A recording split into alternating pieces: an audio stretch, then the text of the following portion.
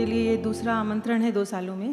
पहला आमंत्रण भी विवेक चतुर्वेदी जी ने ही मुझे दिया था और तब मैं नहीं आ पाई थी, लेकिन इस आमंत्रण के लिए मना इसलिए नहीं कर पाई क्योंकि भले ही मेरे पिता कवि नहीं थे, पर मैं बेटी बिल्कुल अलंकृति, आकृति और अनुकृति जैसी ही हूँ। और मेरे कुछ संयोगवश मेरे पिता का जन्म का वर्ष भी वही है जो स्वर्गीय श्री अनिल कुमार श्रीवास्तव जी का था। इस समय मैं ईश्वर से जो एक प्रार्थना कर रही हूँ कि मुझे खांसी ना आए, क्योंकि भले ही 2 साल मुझे खांसी ना रहे, किसी महत्वपूर्ण कविता पाठ से पहले वो एक टोटके की तरह मेरे आसपास घूमने लगती है और एक तावीज़ की तरह मेरे मुंह में इस समय एक लौंग और एक स्ट्रेप्सिल दोनों हैं।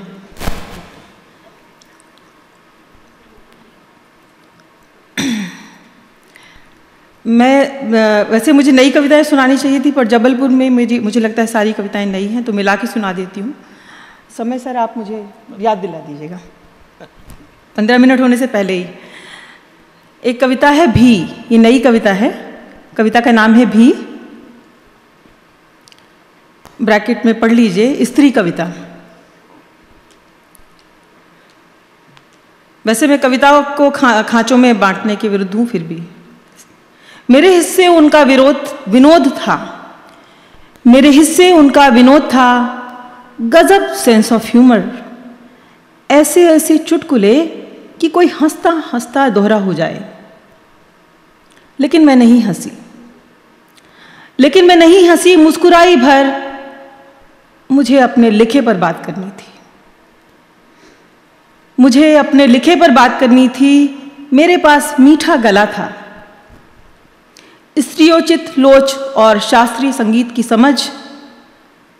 मंद्र सप्तक में भी कहती रही, मैं भी कवि हूं। गाने पर नहीं, कविताओं पर बात करते हैं। मेरे पास था उज्ज्वल ललाट, छोटी सी यूरोपीय खड़ी नाक और खिंची पूर्वी आंखें, और तो और मेरे चिबुक का स्याह तिल पहुंचने ही नहीं देता था उन्हें मेरी कविताओं तक। फिर मैंने कहा, आप सदियों से मेरे चमकदार खोल की प्रशस्ति कर रहे हैं, जबकि लिखते लिखते मेरी आत्मा काली नीली हो आई है। दया कर एक बार उसे भी पढ़ लीजिए। आपने सही कहा, मैं खाना अच्छा बनाती हूँ, चित्रकारी उम्दा करती हूँ, बागवानी प्रिय है, नौकरी में कर्मठ कही जाती हूँ, वात्स्यायन की माने तो केली और मैत्री के लिए सर्वथा उपयुक्त। किंतु आपके सामने बैठी हूं मैं, सिर से पैर तक एक कवि ही बस। आइए मेरी भी कविताओं पर बात करें। कि कोई कहे मुझे भूख कम लगती है, नींद की जरूरत अधिक नहीं, साज सिंगार रुचता नहीं, कपड़े काम लायक हैं ही, मान सम्मान का क्या है मिले न मिले।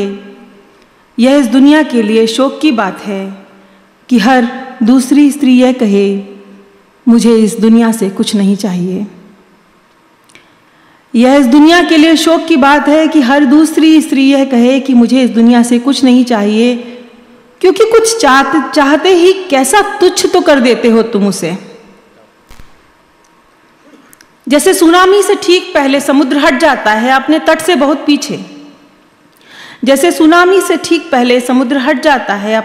बहुत पीछे, बाण को छोड़ने के लिए धनुष को खींचा जाता है प्रत्यंचा से पीछे, जैसे धावक आगे दौड़ने से पहले रखता है एक कदम पीछे। वह हर मोर्चे पर खड़ी रहती है सामने की कतार में, फिर हर दावे से एक कदम पीछे हट जाती है। तुम गर्व से मुस्कुराते उसकी बाहक जमीन पर पहला कदम रखते हो, और अपने जायज से एक कदम पीछे हटती हुई औरत तुम्हारी सभ्यता को 1000 साल पीछे धकेल देती है। तुम गर्व से मुस्कुराते उसकी बाहक जमीन पर पहला कदम रखते हो, और अपने जायज से एक कदम पीछे हटती हुई औरत तुम्हारी सभ्यता को 1000 साल पीछे धकेल देती है। एक कविता है, पानी शऊर है। रेशम जानता है लिपटना, एक सी ही अनंतरता में, पहले ककून से फिर देह से। रेशम मृत्यु और उत्सव हर रंग में है संभाव, रेशम कपड़ों में बुद्ध है। रेशम कपड़ों में बुद्ध है, पानी जानता है बाहर बह जाना और बचे रहना भीतर भी, शिराओं में, आँख में, चट्टान में। पानी शऊर है, हाथ छोड़कर मन में बने रहने का। पानी शऊर है, हाथ छोड़कर मन में बने रहने का। मृत्यु जानती है झांकना जीवन के बीचों बीच, पढ़ते हुए अपने न होने की आश्वस्ति हमारे चेहरों पर। बांधती रहती है लगातार असबाब, आ धमकने को अचानक एक दिन। अभी कुछ पुरानी एक कविता मैं ज़रूर सुनाऊंगी आपको बाद में, पाताल से प्रार्थना। सर समय आप बताते रहिएगा। कन्या भ्रूण हत्या पे है, उसे मैं लगभग हर मंच से पढ़ती हूँ।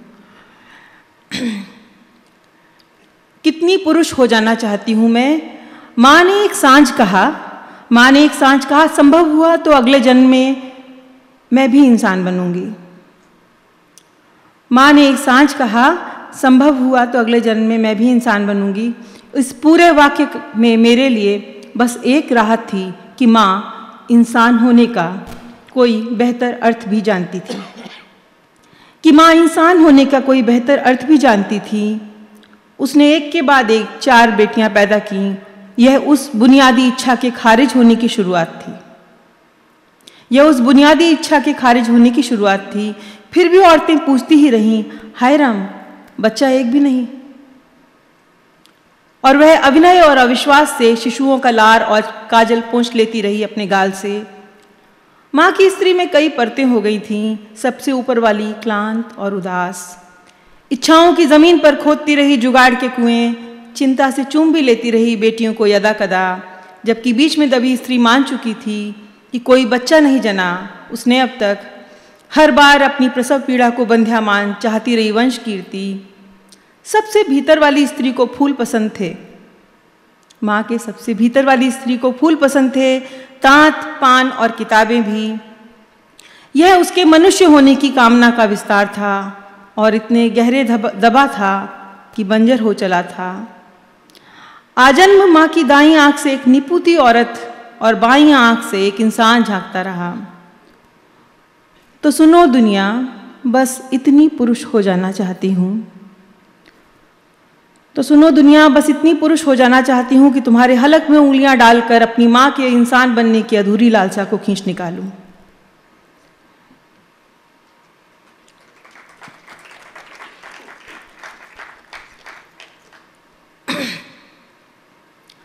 छोटी सी है। सिक्का किताब में दबा रह जाए तो दोनों पन्नों पर अलग चित्र छपते हैं। सिक्का किताब में दबा रह जाए तो दोनों पन्नों पर अलग चित्र छपते हैं। मुझे कहानी में बिछड़ना याद है, उसे शायद याद हो प्रेम। मुझे कहानी में बिछड़ना याद है, उसे शायद याद हो प्रेम।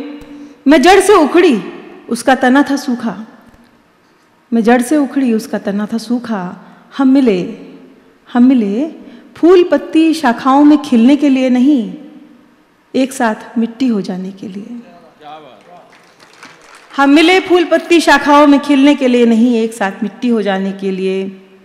पलाश फूलते हैं तो जंगल नहा जाता है पिछले दावानल की स्मृति में। पलाश फूलते हैं तो जंगल नहा जाता है पिछले दावानल की स्मृति में। जंगल जानता है खिलना रवायत है मौसम की, लाल रंग सलीका है खिलने का। खिलना रवायत है मौसम की, लाल रंग सलीका है खिलने का।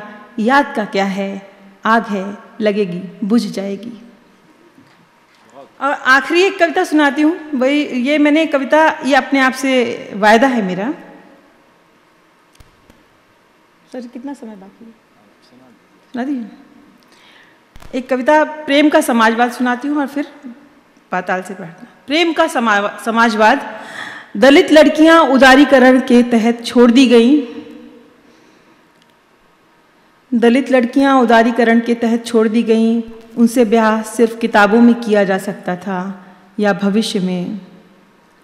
सवर्ण लड़कियां प्रेम करके छोड़ दी गईं, भीतर से इस तरह दलित थीं कि प्रेम भी कर रही थीं गृहस्थी बसाने के लिए। वे सब लड़कियां थीं, छोड़ दी गईं। दलित लड़के छूट गए कहीं प्रेम होते समय, थे भोथरे हथियार मनुष्यता के हाथों में, किताबों में बचा सूखे फूल का धब्बा, करवट बदलते जमाने की चादर पर शिकन। गृहस्थी चलाने की गुर में पारंगत, बस प्रेम के लिए माकूल नहीं थे, सो छूट गए। निभाना चाहते थे प्रेम, लड़कियां उनसे पूछना ही भूल गईं। लड़कियां उन्हीं लड़कों से प्रेम करके घर बसाना चाहती थीं। लड़कियां उन्हीं लड़कों से प्रेम करके घर बसाना चाहती थीं जो उन्हें प्रेम करके छोड़ देना चाहते थे।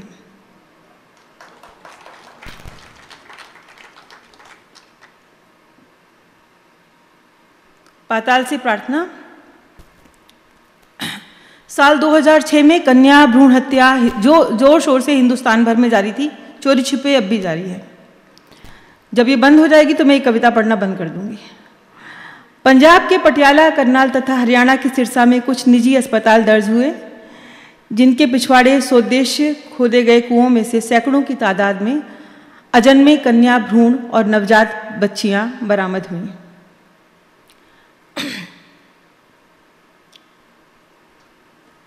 पाताल से प्रार्थना। सिरसा, पटियाला और करनाल में बच्चियां कुओं में गिर पड़ी हैं। सिरसा, पटियाला और करनाल में बच्चियां कुओं में गिर पड़ी हैं। हालांकि उन्हें जन्म लेने में कुछ घंटे, दिन या महीने शेष थे अभी। सबसे बड़ी की उम्र 2 घंटे 12 मिनट है। सबसे बड़ी की उम्र 2 घंटे 12 मिनट है। दादी जन्म के 2 घंटे बाद पहुंच पाई थी अस्पताल। इस बीच पी चुकी थी वह दूध 1 बार, गिली कर चुकी थी कथरी 2 बार, लग चुकी थी मां की छाती से कई बार। अब कुएं भर में सिर्फ वही पहने हैं 1 पाड़ घिसी चादर। अब कुएं भर में सिर्फ वही पहने हैं 1 पाड़ घिसी चादर। चूंकि जन्म ले चुकी थी मरते वक्त, अब उसे ही है आवरण का अधिकार। सिरसा, पटियाला और करनाल में बच्चियां कुओं से बाहर आकर जन्म लेना चाह रही हैं। शेष इच्छाएं गौण हैं। सबसे पहले उन्हें बाकायदा पैदा किया जाए ससम्मान। उनकी नालें जुड़ी हैं अब भी नाभि से, वे उन्हें रस्सी बनाकर कुएं से बाहर आना चाह रही हैं।